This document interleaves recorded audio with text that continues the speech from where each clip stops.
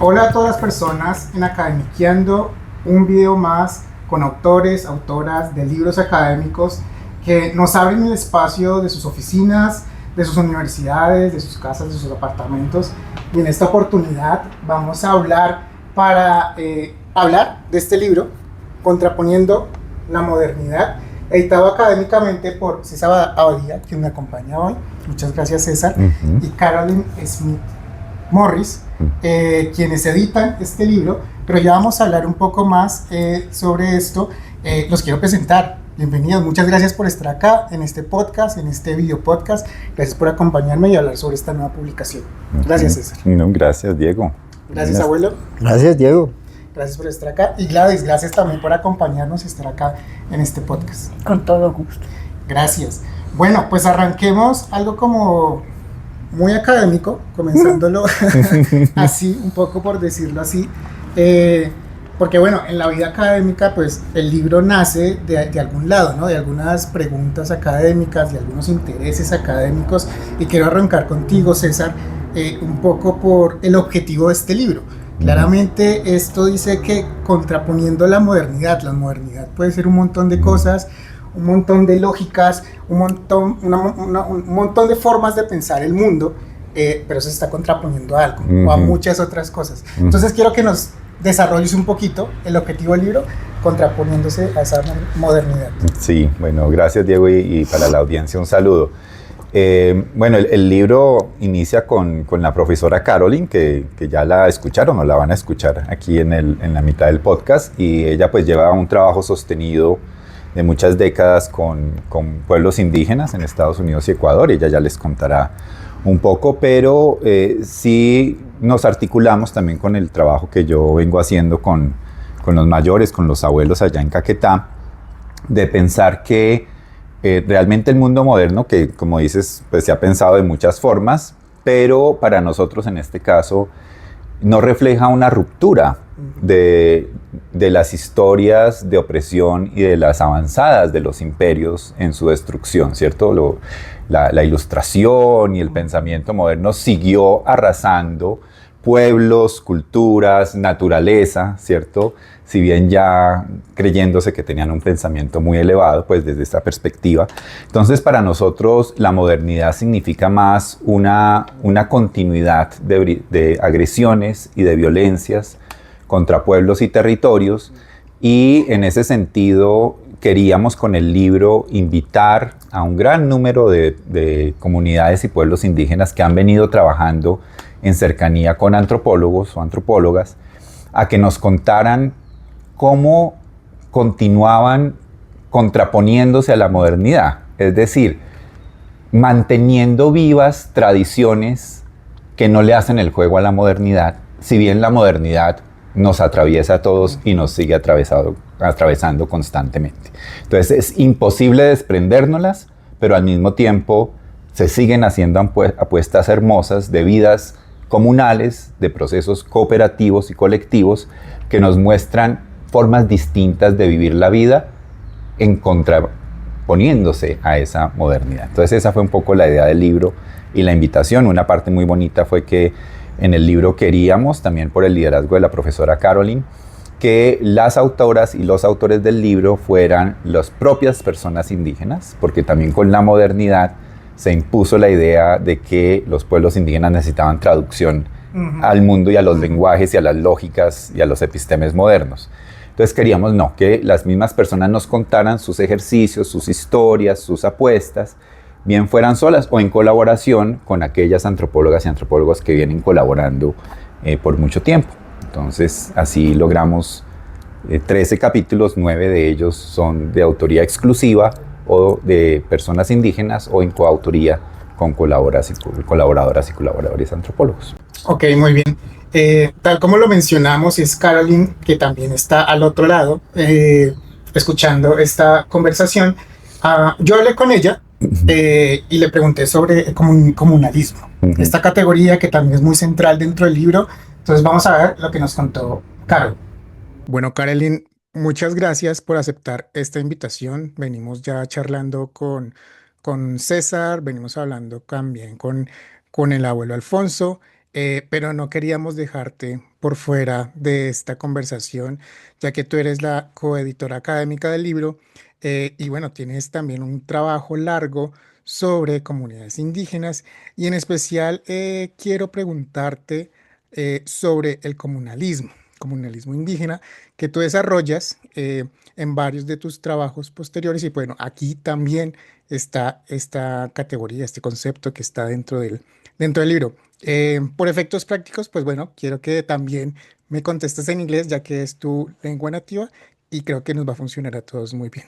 Muchas gracias, Carolyn. Cuéntanos sobre comunalismo. ¿Cómo entender esto en el libro también, contraponiendo modernidad, mundos indígenas?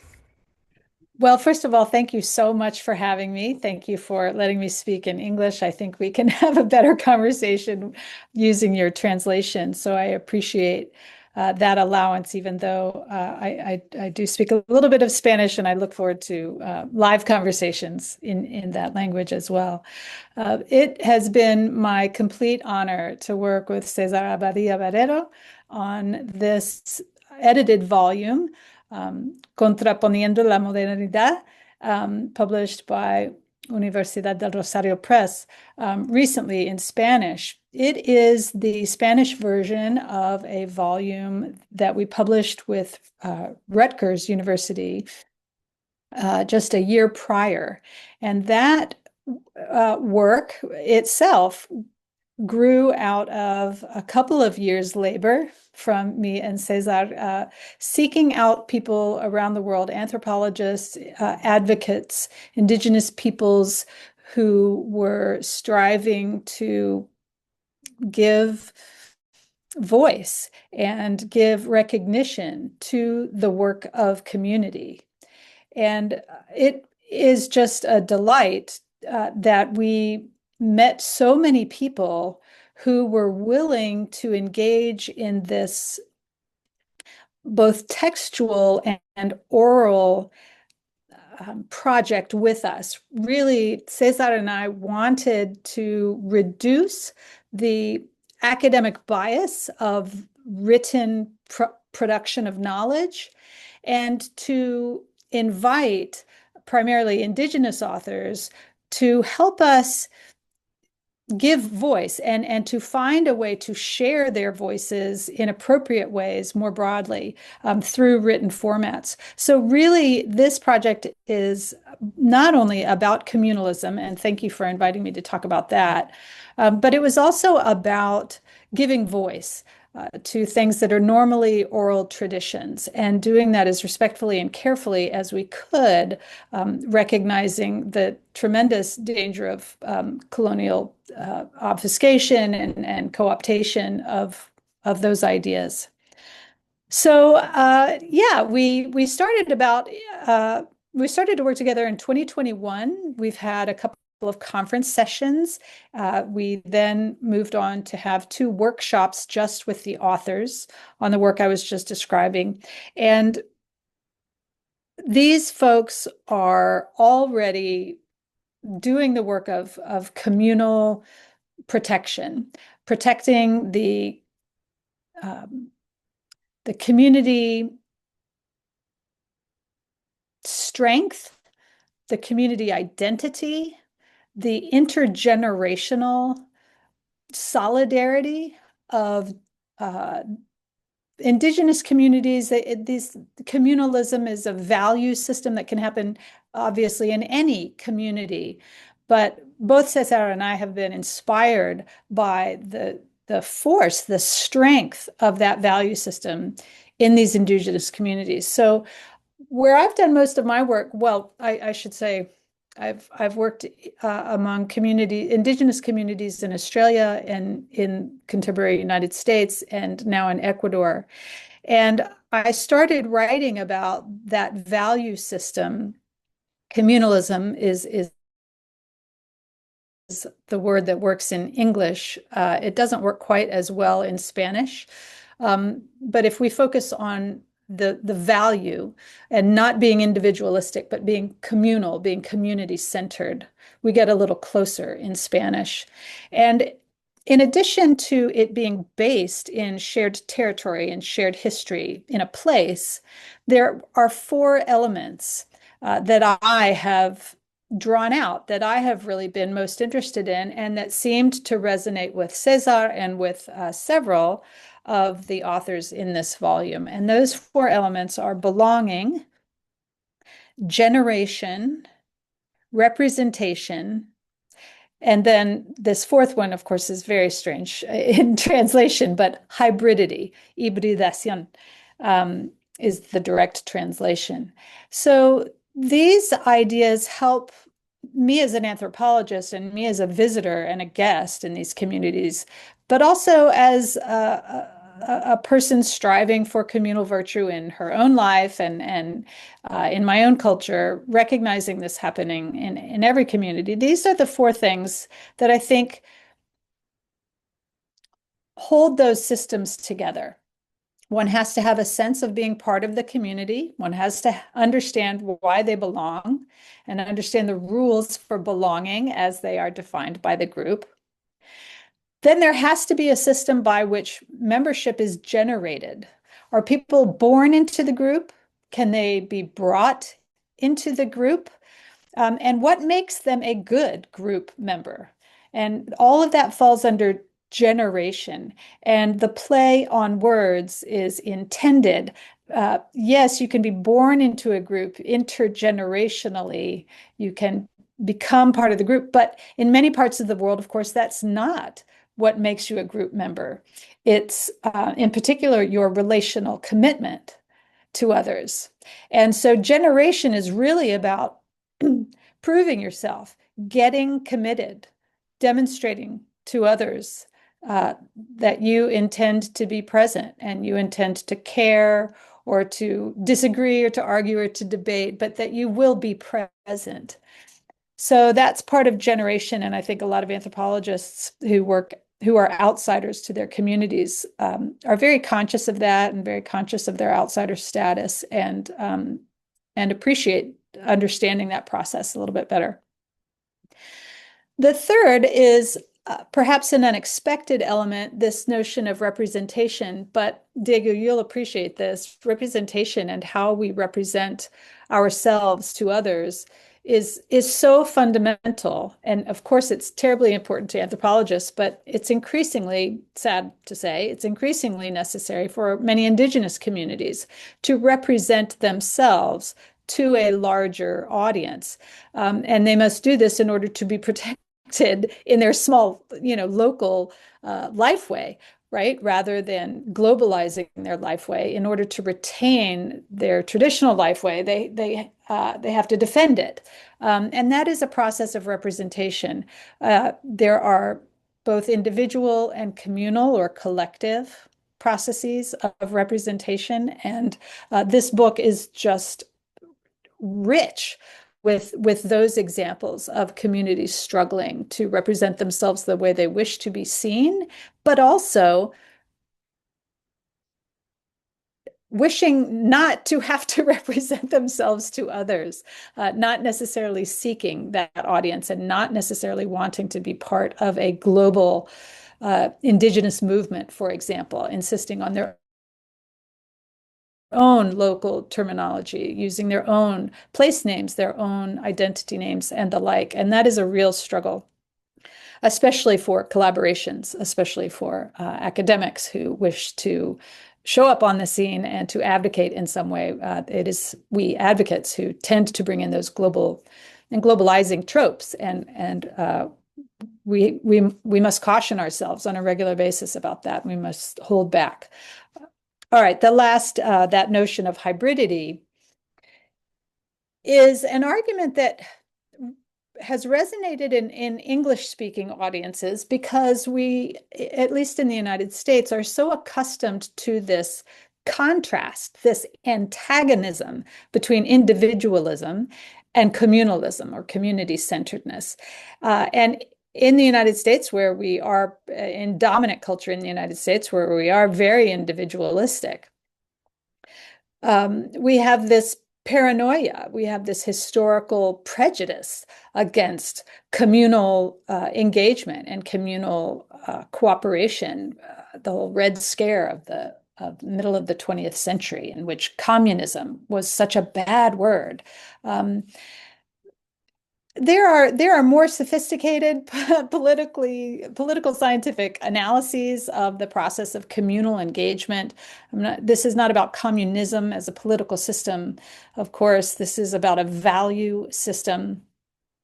And hybridity, and my argument about hybridity is the idea that both exist in all people. Both the value of communalism and the value of individualism exist in all humans, and we have to decide when to engage them and when to express particular values. And finally, our culture, our upbringing, our history tell us how to correctly express those values in our society. So to behave in a very communalist way in one culture is going to look one way, and it would be very, very different in other. The activities that you engage in, whether you participate in a minga, whether you organize one, whether you live away from your historical territories, or whether you stay in your historical territories. All of these express forms of individualism and communalism, and they're very unique for each person. Furthermore, they change, right? So as you confront new challenges, that expression, that hybrid expression of individual and communal values has to change. It has to change for any organism, whether it's an individual person or a community, has to change going through time as you deal with new contexts and new threats and new resources. So those are the four elements of communalism as I've seen it, and as many of the authors in Contraponiendo la Modernidad do grapple with those, one or all of them. Muy bien, muy bien. Muchas gracias, Caroline. Bien, hay mucho acá de qué tomar. La hibridez, claramente, o la hibridación, ahí es muy importante para poder entender toda esta relación con la modernidad y pueblos que tienen un sistema, tienen sistemas de valores diferentes, tal como lo mencionas. Ah, y el libro es una invitación a escribir desde esos otros sistemas de valores, desde estas formas de ver el mundo o los mundos. Y quiero preguntarte ya muy brevemente, em, bueno, ¿cómo fue el proceso de editar, de compilar, de buscar esas voces que muchas veces son muy diferentes a este mundo académico, a este mundo que tiene una forma de escribir particular? Bueno, quisiera preguntarte sobre esa experiencia. Oh, gracias, una muy buena pregunta. Fue increíble ese proceso porque César y yo estábamos juntos en querer um, en querer ser muy respetuosos de la forma oral. Por ejemplo, la mayoría de los datos, de los dichos, de las palabras fueron de las bocas de los ancianos y queríamos ponerlos en papel, pero fuera de la forma académica. Entonces, cuando lees ese libro, casi para cada capítulo ves párrafos indentados y párrafos en otra forma de texto, font. Y hay varios métodos que usábamos para distinguir sus voces en la manera que ellos querían. Entonces, hay hay más fotos, hay la voz personal en estos capítulos. Entonces, no es como otros libros académicos y fue un poco distinto para Rutgers para publicarlo en la forma original. Y obviamente la Universidad de Rosario fue fenomenal en producirlo en español. También teníamos una traductor, Valentina Pelino, que Ok. usó un trabajo fenomenal para nosotros y en fin fue realmente un regalo, un esfuerzo y un regalo de todos los autores en comprender y tratar, construir nuevas maneras de traducir las palabras dichos entre palabras escritos. Maravilloso, Carolyn. Muchas gracias. Dar a las personas claramente invitados a conocer el libro porque tiene un formato. No es muy diferente al académico, pero sí tiene incorporadas ciertas formas diferentes para mostrar esas otras voces que no obedecen a estas lógicas académicas. Carolyn, muchísimas gracias por tu tiempo. Bueno, espero que hayamos cumplido un poco la expectativa de poder mostrar también lo que nos propones dentro del libro y vamos a continuar charlando con César y con Alfonso. Muchas gracias. Bueno, esa fue la conversación que tuvimos con Carolyn. Algo que tiene que resaltar mucho en este libro y que debemos tener en cuenta también para poder entender la dinámica de todo lo que César nos introdujo al principio. Y así como tanto Carolyn como César nos dijeron, hay muchos autores, hay capítulos a muchas voces, a muchas manos, y una de esas voces es la del abuelo Alfonso. Abuelo Alfonso, usted colabora también con muchos otros autores en un capítulo. Y yo ya lo he escuchado a usted hablar, pero también quiero que le comparta eso a las personas que nos está viendo y escuchando sobre por qué escribir un capítulo en un libro y en un libro académico. En especial porque siempre tenemos como en la cabeza que las poblaciones indígenas, bueno, tienen un montón de sabidurías, pero ¿por qué hacer la trascendencia a un libro y un libro académico que también está en coautoría con César, pero con otras 15 personas más? Quiero que me cuente sobre la importancia de escribir para usted y para la comunidad en este capítulo. A ver, primero, pues, un saludo muy especial a todos, ¿no?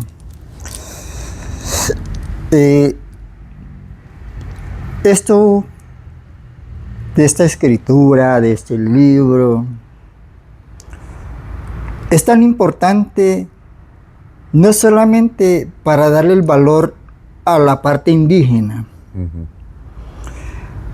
sino que es el momento de la realidad que el hombre indígena haga conocer sus principios, sus valores, y que sea reconocido, sin egoísmo, sino que sea compartido entre todos.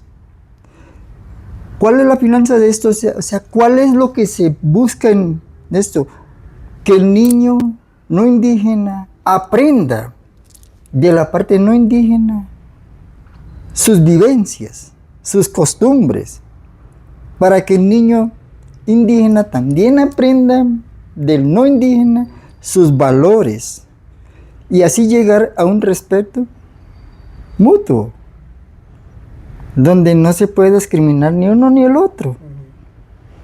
Por falta de esto es que nos culpamos de decir, no, es que nosotros siempre somos discriminados por no indígena, y el indígena dice, no, es que allá los blancos solamente los de ellos.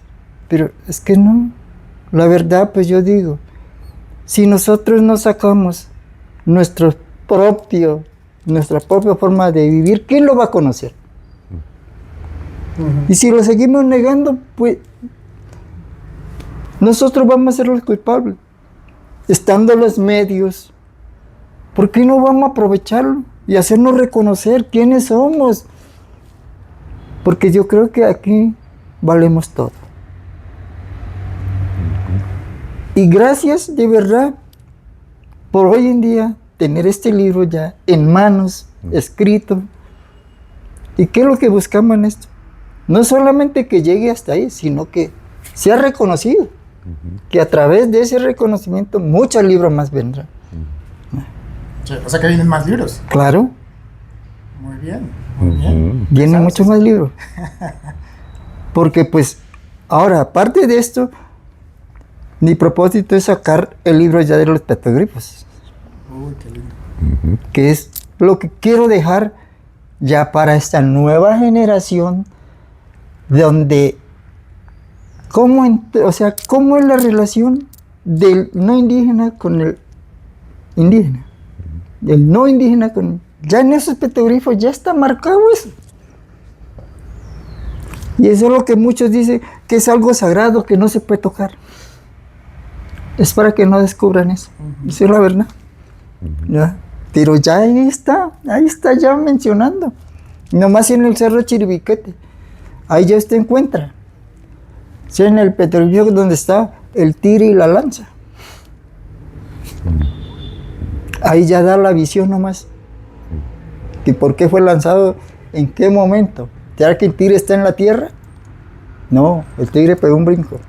Y ahí fue donde lo traspasó. ¿Por qué? Porque ya vino algo orientado del no indígena. ¿Cómo debe cazar? Porque el indígena no sabía, pues no solamente era su trampa y matar el animal era en la tierra, más no en el aire. Ese es como un avance nomás, ¿no? Del libro que yo.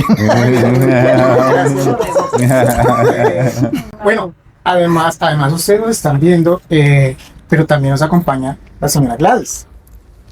Señora Gladys, yo quisiera preguntarle, y esto no está planeado, pero quisiera preguntarle, bueno, ¿cómo fue acompañar ese proceso de escritura también? Porque creo que también hay unos intereses suyos de acompañarlo a él, de que se plasme también un poco su punto de vista. Cuéntanos un poquito ahí de chisme, cómo va a acompañarlo.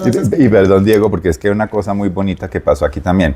El abuelo Alfonso acaba de terminar una serie de cuentos infantiles con historias que los animales de la Amazonía nos enseñan para cuidar la humanidad. Y el abuelo Alfonso manviaba y le iba contando la historia y doña Gladys la iba escribiendo. Entonces acá hay una alianza y una colaboración muy bonita en estos procesos de escritura. Entonces por eso quería meter la cucharada. Bueno, buenas tardes. Así como vienen diciendo, profe, para mí es un orgullo que Dios me haya puesto en el camino del indígena, así como mi esposo, porque lo acepté. Solamente él sabrá por qué nos colocó en el camino, ¿no? En la vida.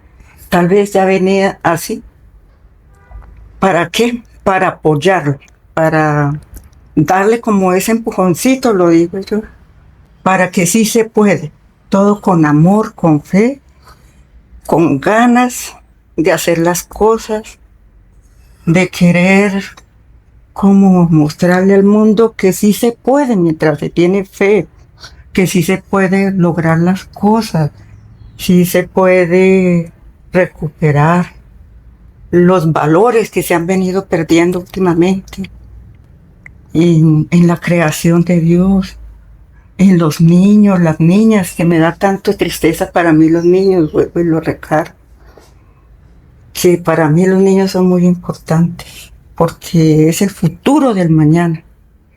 Nosotros ya vivimos, pero ellos hasta ahora están empezando.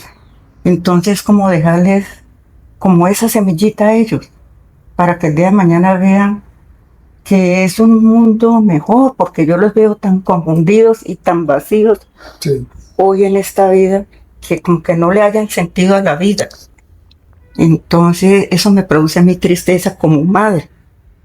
Entonces quisiera que de alguna forma se le llenara como ese vacío a sus niños, se les sembrara esas ganas de vivir, le hayan sentido a la vida, a los valores, al respeto.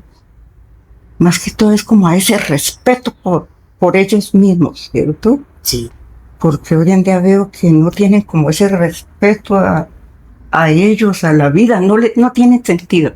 Entonces, esa es como mi luchita ahí, la semillita, y para apoyar aquí a mi esposa. Muy bien, muchísimas gracias, claro, porque si está acá también es porque es muy importante en la gestación de toda esta del texto, del pensamiento, de la palabra, y pues aprovechar que estamos acá, pues quiero preguntarte eso también. Quiero contarles que Alfonso habla bastante. El abuelo habla bastante. Mucho. Nos contó algo que nos contó algo antes de que comenzáramos a grabar. Y yo quiero preguntarle otra vez sobre eso que parece muy bonito, y es, ¿cuál fue su objetivo al momento de que a usted lo designaron en la asociación como el director, el presidente? Porque usted tiene un objetivo también que viene a cumplir con este libro un poco. Entonces cuéntenos un poquito sobre eso. Bueno, el objetivo es, primero, no defraudar a mis antepasados. Segundo, es mirar este mundo moderno de un punto de vista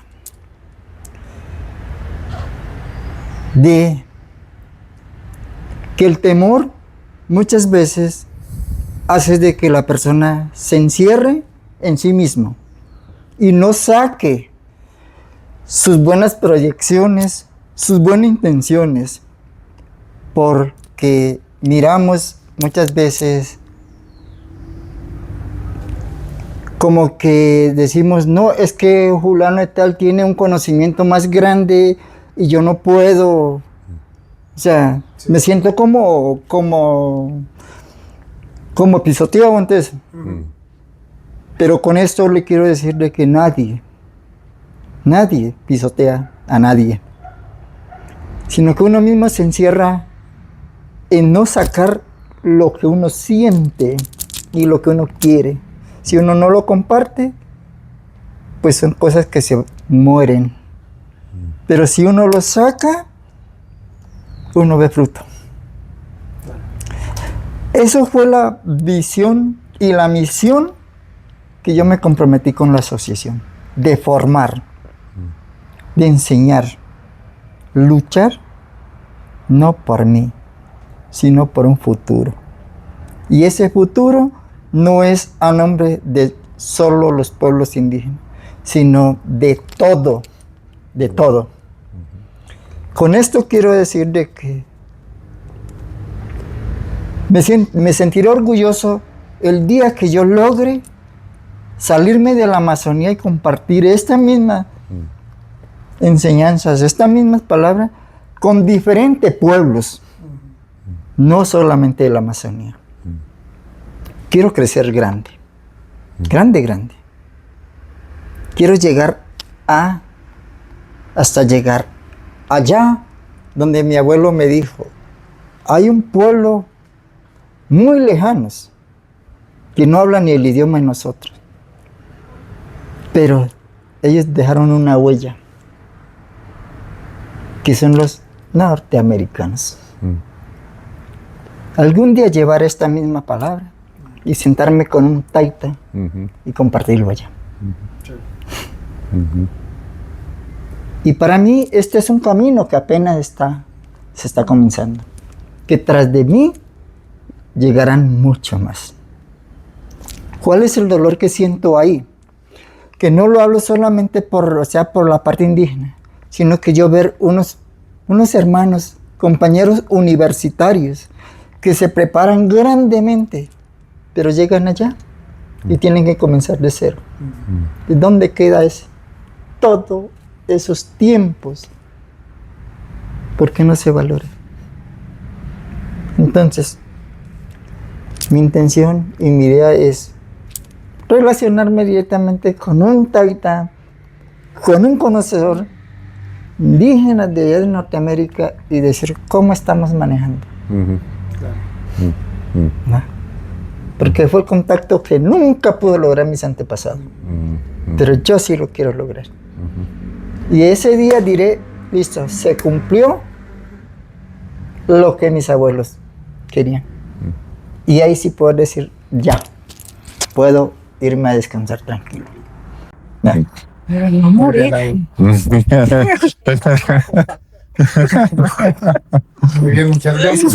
Bueno, muy en esa tónica, ya para ir terminando, César, quiero preguntarte, bueno, ¿cómo fue esa curaduría, buscar todos esos artículos, porque no solamente hay casos colombianos del Amazonas, sino hay casos en Australia. Bueno, cuéntanos un poco sobre esos capítulos, un poquito de lo que hay ahí. Sí, fue un proceso muy bonito, fue activar redes, contactos, y también pensar en personas que tuvieran un trabajo colaborativo y comprometido con los pueblos que estaban trabajando.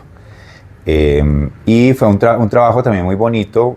Tu podcast es sobre libros académicos y al principio me reía porque también el mismo texto está contraponiendo la modernidad de la academia, ¿verdad? En el sentido de que nuestro trabajo de edición no podía cometer los mismos ejercicios violentos de decirle a los autores indígenas qué cambiar, qué editar, qué decirles que suena bien o no suena bien cuando no alcanzamos a entender todo su conocimiento, su sabiduría, su tradición. Entonces fue un ejercicio muy, muy bonito, muy humilde, muy también de un trabajo en una comunidad, digamos, de autoras y de autores que sabíamos que estábamos con eso. Se extendió el libro mucho más de los tiempos académicos y ¿no? Caroline estaba muy acostumbrada en su momento a tratar de tener las fechas límites que siempre tocaba extenderlas. Y también en el trabajo de edición creo que hicimos un trabajo como intermedio, ¿cierto? Entre el respeto, pero también pensando para una audiencia grande que tal vez en esos ejercicios de la modernidad, como dice abuelo y nos lo ha recalcado, tenemos un entrenamiento que los abuelos tal vez no tengan, que es cómo se va a leer un texto académico. Entonces, en ese ejercicio era tal vez como sugerir cosas para que la palabra y el conocimiento que nos estuvieran transmitiendo, según nuestra perspectiva, pudiera llegar mejor, pudiera tener más fuerza, pudiera entenderse mejor. Y también entonces a veces les hacíamos como unas preguntas o sugerencias para que elaboraran un poquito más, lo que decimos nosotros elaborar, para que nos explicaran un poquito más, para que pudiéramos entenderles un poco más y que de esa forma creíamos nosotros. Entonces fue un ejercicio bonito, hay textos de Costa Rica, de Brasil, de Ecuador, de Australia, de Noruega, de Kenia, y perdón, acá estoy usando las categorías modernas de Estado-Nación, qué pena. Oh, sí. Sí, es cierto, deberíamos haber utilizado los pueblos que cogen ahí otra trampa pues, de los enredos de la modernidad. Pero, digamos, el asunto final también fue muy lindo porque queríamos que nos contaran desde su momento de lucha cómo estaban manteniendo vivas tradiciones y ante qué estaban contraponiendo esas tradiciones. Entonces salió muy bonito también un perfil de la modernidad, para volver a tu pregunta inicial, que la modernidad estaba reflejada en procesos educativos, en museos, en procesos legislativos, en enredos con los estados nacionales, ¿cierto? En problemas de transformaciones y transgresiones del campo y los productos alimenticios, por ejemplo, ¿cierto? En el comercio de artesanías. Entonces, en todos esos, la modernidad aparece como esos enredos, que usamos esa palabra, enredada con las vivencias en comunidad. Pero entonces la idea es trabajar a través de esos enredos para rescatar lo bonito y valioso de esos proyectos de vida que son los que nos llenan de esperanza. Mucha diversidad, mucha diversidad. Y mucha diversidad. Muchas voces. Muy bien, les recuerdo, el título del libro es Contraponiendo la modernidad, modelos comunales y cooperativos de pueblos indígenas, editado en español, 2025, por la editorial de la Universidad del Rosario, en Colombia, en Bogotá, si lo quieren. Hay una versión en inglés, también es la original. Sí. De la mía. 4. Muy bien, también. Ahí también hicimos un ejercicio de traducción al inglés de algunos textos en español y luego con traducción, sí, pero la primera versión fue en inglés en el 2024. Los cuenticos iban a venir así. Los cuentos también vienen así. En 3 idiomas. Vamos a ver si se logra. Tenemos que volver a hablar entonces Cuando salga el libro habrá el podcast de los cuentos. Eso que ese es el primer tomo. Bueno. Bien, después de ese viene el segundo tomo. Muy bien, pues acá los esperamos, sin academiqueando, para hablar, para charlar. Claro. Vale. Gracias. César, abuelo, Gladys, muchísimas gracias por Muchas gracias. acompañarme acá a hablar de este libro un poquito. Bueno, ya saben cuál es el libro, si lo quieren conocer todo completo, 13 capítulos bien ricos, bien chéveres para que los puedan estar leyendo. Yo soy Diego Garzón, nos estamos viendo en la próxima.